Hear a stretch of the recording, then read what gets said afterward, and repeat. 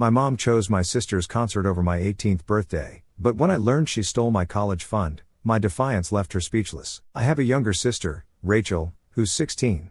She's 2 years younger than me but somehow manages to feel like the center of the universe in our family.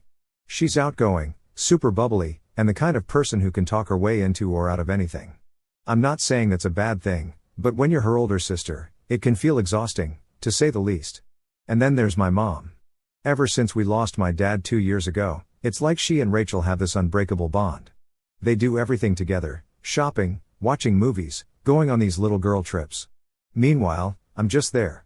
Don't get me wrong, I know my mom loves me, but it's like she doesn't see me the same way she sees Rachel. Rachel gets all the attention, all the praise, and all the support. Me? I get told I'm the strong one, which is basically code for figure it out yourself. It's not like this was the first time something like this happened. My sister Rachel has always been the star of the family, especially after Dad passed away. Growing up, I didn't really notice the favoritism, if any. It felt like Dad balanced things out pretty well. Rachel and Mom were always closer. Mom called her her little twin, but Dad made sure to spend time with me. He encouraged my love of art and books, and he never made me feel less than Rachel, even though we were so different. Losing him 2 years ago was like losing the one person who truly saw me. Since then, it's been all Rachel, all the time. She's the kind of person who lights up a room, charismatic, funny, and good at getting people to like her. Meanwhile, I'm quieter and more introverted. I'm not the type to command attention, and honestly, I don't even want to, but that doesn't mean I enjoy being ignored, you know? Mom has this habit of acting like Rachel's life is the most important thing in the world. Every little drama she has becomes a family crisis. Like when Rachel failed a math test last year, Mom spent weeks tutoring her and even hired a private teacher to make sure she passed the next one. Meanwhile, I had to beg her for weeks just to get art supplies for a school project. She said something like, "You're creative, you'll figure it out." And that's the thing, she expects me to figure it out because I'm the strong one. It's exhausting. The favoritism became painfully obvious when Dad died. Rachel was devastated, of course, and Mom threw herself into making sure Rachel was okay. I understood at first, we were all grieving, and Rachel was just 14 at the time. But as time went on, it became clear that Mom wasn't just comforting Rachel, she was building this whole new life around her. They started going on these girl trips together, leaving me at home to watch the house. They'd come back with shopping bags and inside jokes, and I'd just sit there, pretending I didn't care. This concert situation was just the latest example of that dynamic. When Rachel found out her favorite band was coming to town, she acted like it was a once-in-a-lifetime event. And maybe for her, it was, but for me, it was just another reminder that my needs don't matter as much. Here's the kicker, Rachel didn't even try to hide how much she didn't care about my birthday. She spent the days leading up to it obsessing over the concert, what she was going to wear, which song she hoped they'd play, how close she'd get to the stage. Every time she talked about it, it felt like she was rubbing salt in the wound. I tried to tell myself it wasn't intentional, but honestly, I'm not so sure. Rachel has always been good at getting her way, and I think, on some level, she knows how much it bothers me when she takes up all the space. The morning of the concert, aka my birthday, I overheard her talking to Mom in the kitchen. She was laughing about how boring my plans sounded and how lucky she was that Mom understood what was really important. I know I should have let it go, but hearing that broke something in me. I stormed into the kitchen and asked Mom how she could just forget about my birthday like that. She gave me this exasperated look and said, "We didn't forget. We'll celebrate later. Rachel's concert is a big deal. You're mature enough to understand, right?" That word mature felt like a slap in the face. I don't think I've ever hated being called mature as much as I did in that moment. It's like she was saying, your feelings don't matter because you're old enough to suck it up. And Rachel, of course, just stood there smirking, like she'd won some kind of competition. I wanted to scream at both of them. I wanted to say, what about me? What about what I want? But I didn't. I just walked away because what was the point? They weren't going to listen. They never do. That evening, after they left for the concert, I sat in Dad's old recliner with one of his sweatshirts. It still smells like him, even after all this time. I don't know why, but holding onto it made me feel a little less alone. I thought about how things used to be when he was here, how he'd always make me feel special on my birthday, even if it was something small like baking a cake together or watching a movie. He had this way of making me feel like I mattered. I don't feel that way anymore. I tried distracting myself by watching TV, but I couldn't focus. My friends texted me, asking how the party was going, and I didn't even know how to respond. I ended up turning off my phone and crying until I fell asleep. Looking back, I think that night was the breaking point for me. It wasn't just about the concert or my birthday. It was about years of being treated like an afterthought. I don't think I realized how much it had been building up until it all came crashing down. The morning after my birthday, I woke up feeling like a mess. My face was puffy from crying, my head was pounding, and honestly, I didn't even want to get out of bed. But then the doorbell rang. At first, I thought it was Mom and Rachel coming home early. I wasn't ready to deal with either of them, so I stayed in bed, hoping they'd just let themselves in. But the doorbell kept ringing. After the third time, I dragged myself out of bed and shuffled to the door. When I opened it, I couldn't believe who was standing there. It was Uncle Matt, my dad's younger brother. He was holding a duffel bag and wearing this look that was equal parts concern and determination. "Happy belated birthday, kiddo," he said, stepping inside like he belonged there. And honestly, it felt like he did. Uncle Matt and my dad were close, like really close. Growing up, he was around a lot. He'd come to family dinners, take us to the park, and sometimes even babysit when Mom and Dad had a date night. He was the fun uncle who never took himself too seriously. But after Dad passed away, I barely saw him. Mom kind of cut ties with Dad's side of the family. I never knew why, but I figured it was just too painful for her to be around them. Seeing him now, out of the blue, felt surreal. He put his bag down and gave me a once-over. "You look like you've had a rough couple of days," he said, not unkindly. I didn't know how to respond, so I just nodded. We sat down in the living room, and he asked how I was doing. At first, I tried to play it cool, saying something like, "I'm fine," but Uncle Matt wasn't buying it. He gave me this look that said, "Cut the crap. I heard from a little birdie that yesterday didn't exactly go the way you wanted," he said. I guess my grandparents, Dad's parents, must have told him about my birthday being cancelled. They're the only ones on Dad's side I'm still in touch with, and I'd mentioned it to them during a phone call a few days before. That was all it took for the floodgates to open. I don't know what it was about him being there, but I just started talking about how Mom and Rachel left me for a concert, how they'd been treating me like an afterthought ever since Dad died, how I missed him so much it physically hurts sometimes. I didn't even realize I was crying until Uncle Matt handed me a tissue. He didn't interrupt or try to give me advice. He just let me talk. And when I was done, he sat back in his chair and said, "This is absolute bullshit." That made me laugh a little, even though I was still crying. Uncle Matt always had a way of cutting through the noise and saying exactly what he thought. "You don't deserve this," he said. "Your dad wouldn't have stood for it, and neither will I pack your bags. You're coming with me." I just stared at him, completely stunned. "What? I can't just leave. Mom would freak out." "Let her freak out," he said. "She needs to wake up. You're her daughter, not some glorified babysitter for the house." I hesitated. As much as I wanted to leave, the thought of actually doing it felt scary. What if it made things worse? What if Mom cut me off completely? But Uncle Matt must have seen the doubt on my face because he leaned forward and said, "Listen to me, you don't owe them anything, not after the way they've treated you. You deserve to be somewhere you're actually appreciated." That hit me hard. No one had ever said something like that to me before, not in those words, anyway. For the first time in a long time, I felt like someone was on my side. So, I did it. I went upstairs and packed a bag. I didn't take much, just some clothes, my sketchbook, and a few things that reminded me of Dad. When I came back downstairs, Uncle Matt was waiting with his duffel bag over his shoulder. "Ready?" he asked. I nodded, and just like that, we walked out the door. To be honest, I don't know what's going to happen next. Uncle Matt says I can stay with him as long as I need to, but I know there's going to be fallout when Mom and Rachel come back and realize I'm gone. I'm not sure how I feel about it yet. Part of me is scared, but part of me feels free. For now, I'm just trying to take it one day at a time. I'll update again once I figure out where this is all headed. Thanks for reading and for all the support so far. It means more than you know. So, after I packed my bag and left with Uncle Matt, we didn't go straight to his place. Instead, we stopped at a nearby diner. He said he wanted to grab a bite to eat and let me decompress a little before dealing with the inevitable storm. I didn't realize how much I needed that until I was sitting in the booth, sipping a milkshake, while he told me funny stories about him and my dad growing up. For the first time in days, maybe weeks, I felt like I could breathe. But eventually, the moment of calm had to end. Uncle Matt looked at me over his coffee and said, "All right, kiddo, time to face the music." We headed back to my house, and when we pulled into the driveway, Mom and Rachel's car was already there. My stomach dropped. I could see the living room light on through the window, and it looked like Mom was pacing. Rachel was nowhere in sight, but I figured she was probably upstairs. Typical. Uncle Matt parked the car and turned to me.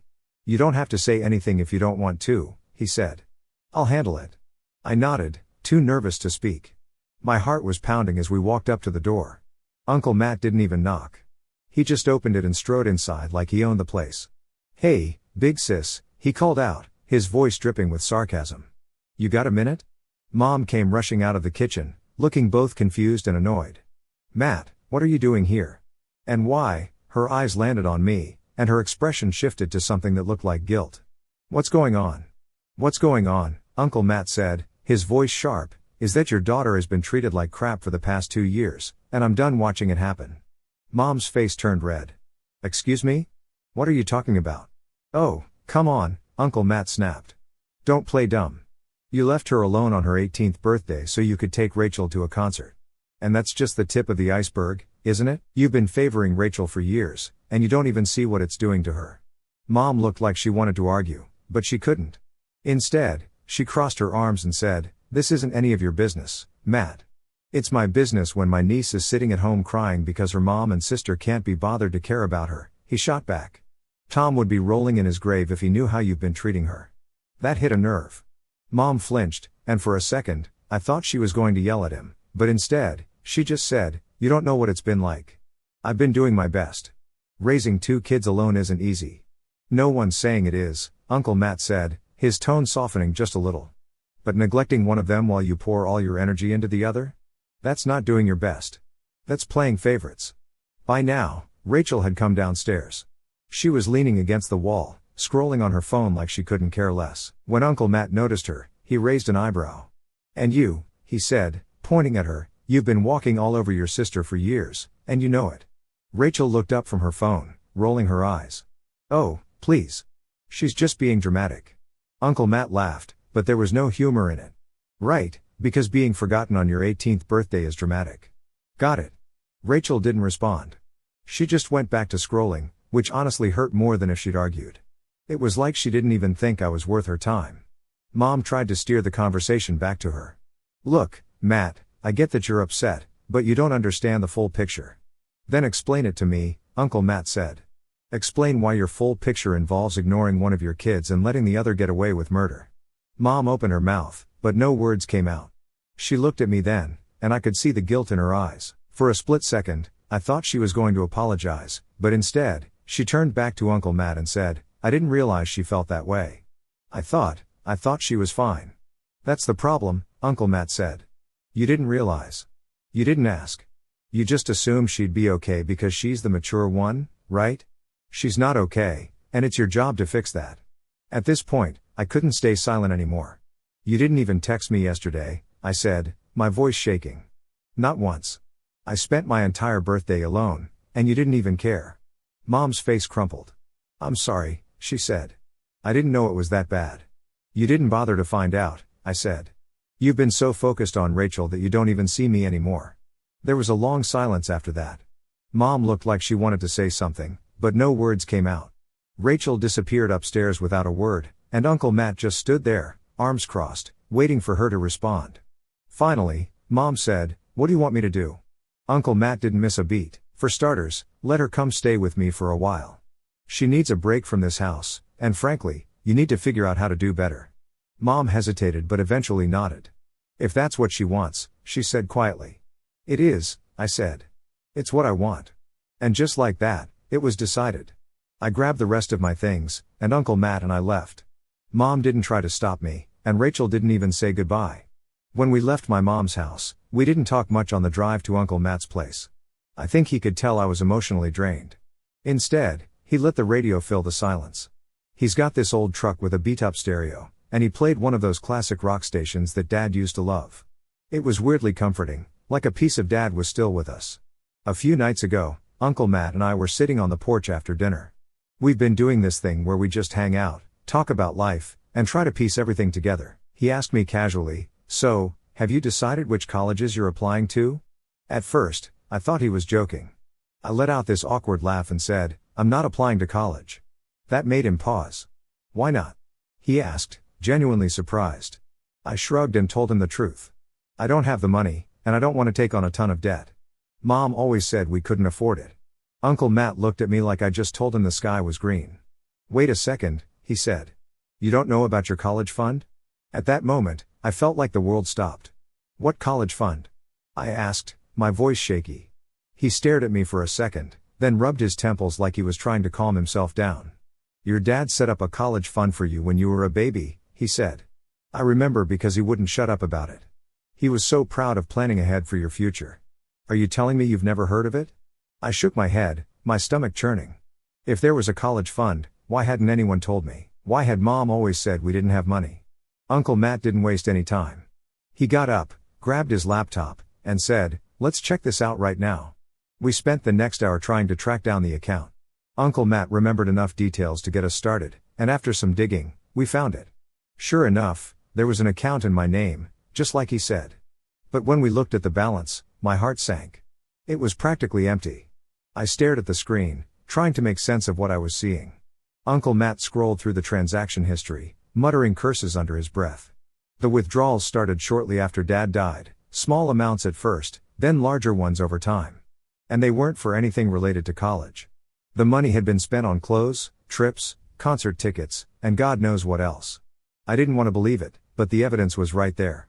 My dad had set this money aside for my future, and Mom had drained it. What the hell? Uncle Matt muttered, his face darkening. This was supposed to be for you. I didn't know what to say. I felt like someone had punched me in the stomach.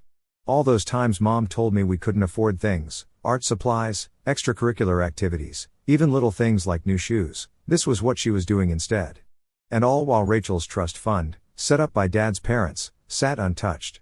The more I thought about it, the angrier I got.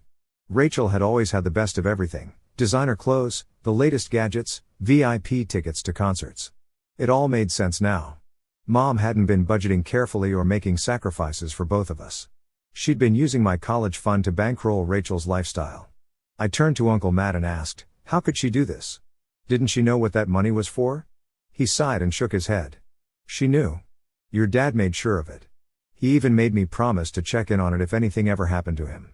I guess I dropped the ball on that, and I'm sorry. It's not your fault, I said, even though I felt like crying. You didn't know. He put a hand on my shoulder and said, well, I know now, and I'm not letting this slide.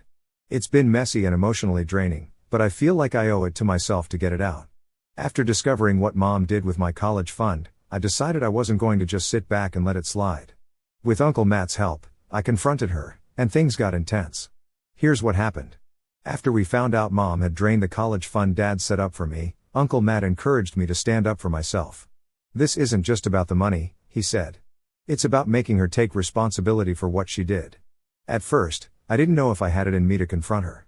She's my mom, and despite everything, there's still a part of me that wants her approval. But the more I thought about it, the more I realized this wasn't just about me. Dad worked hard to give me a future, and she had no right to take that away. If I didn't stand up for myself now, I'd regret it forever. Uncle Matt helped me reach out to a lawyer, a friend of his who specializes in family law. We explained the situation, and she told us we had a strong case if we could prove Mom misused the funds, which we could, thanks to the transaction history. We'd be able to demand repayment or even take her to court. The idea of suing my own mother felt surreal, but at this point, I was willing to do whatever it took to make things right. We arranged to meet Mom at Uncle Matt's house. I didn't tell her why, I just said we needed to talk. When she arrived, she looked nervous, which wasn't surprising. She'd been trying to call and text me for days, but I hadn't responded. The first thing she said when she walked in was, "I'm so sorry, honey. I never meant for it to get this bad." I didn't respond right away. Instead, I handed her the folder with all the documents, proof of the college fund, the transaction history, everything. She flipped through it, her face going pale. "This isn't just bad," I said, my voice shaking. "This is theft, Mom. You stole from me." "I didn't steal," she said quickly, looking up at me. I borrowed it. I always planned to pay it back." "With what?" I snapped. "You've had years to replace the money, and you haven't. Meanwhile, Rachel's trust fund is sitting untouched." She opened her mouth to respond but closed it again. She looked like she wanted to cry, but I wasn't in the mood to let her off the hook. "That money wasn't yours to touch," I said. "It was Dad's gift to me, for my future, and you used it to spoil Rachel. She needed things," Mom started, but I cut her off. "She didn't need designer clothes or concert tickets," I said. She didn't need any of the crap you spent that money on. You just didn't care about me enough to protect what was mine. At that point, Uncle Matt stepped in. This isn't just a family disagreement anymore, he said. This is a legal issue. My niece has every right to take you to court for this. Mom's eyes widened. You wouldn't, she said, looking at me like I'd just threatened to set the house on fire. I would, I said. And I will, unless you agree to make it right. With the lawyer present, we laid out our demands. I told Mom I wanted the full amount of the college fund returned. Since she obviously didn't have the money up front, we proposed a payment plan, monthly payments until the entire balance was repaid. The lawyer drafted a formal agreement on the spot, and Mom looked at it like it was a death sentence. I can't afford this, she said. How am I supposed to make these payments? You should have thought about that before you spent the money, Uncle Matt said coldly. For a moment, I thought she was going to refuse, but then she sighed and said, fine. I'll do it. She signed the agreement, with the lawyer as a witness, promising to pay me a set amount every month until the fund was fully restored. I thought I'd feel victorious, but honestly, I mostly felt tired. The confrontation had taken so much out of me emotionally that I didn't even know how to process it. Part of me was proud of myself for standing up to her, but another part of me felt heartbroken. This was my mom. She was supposed to protect me, not betray me. Uncle Matt tried to cheer me up afterward. You did the right thing, he said. Your dad would be proud of you. I hope he's right. I think about Dad a lot these days, how hard he worked to give me a future, how much he believed in me. It's still hard to accept that Mom didn't feel the same way. But at least now, I'm taking steps to reclaim what's mine. Mom's first payment is due next month. I don't know if she'll follow through, but if she doesn't, the agreement is legally binding, and I'll have no problem taking her to court. I'm done letting her walk all over me. As for Rachel, she still doesn't know what happened, or if she does, she hasn't said anything. Part of me wonders if she'll ever realize how much her privileged lifestyle cost me, but honestly, I don't care anymore. I'm done trying to make her or Mom understand. For now, I'm focusing on myself. I've been looking into colleges again, and with Uncle Matt's help, I feel like I might actually have a shot at making it work. It's not the path I thought I'd take, but it's mine, and that feels pretty good.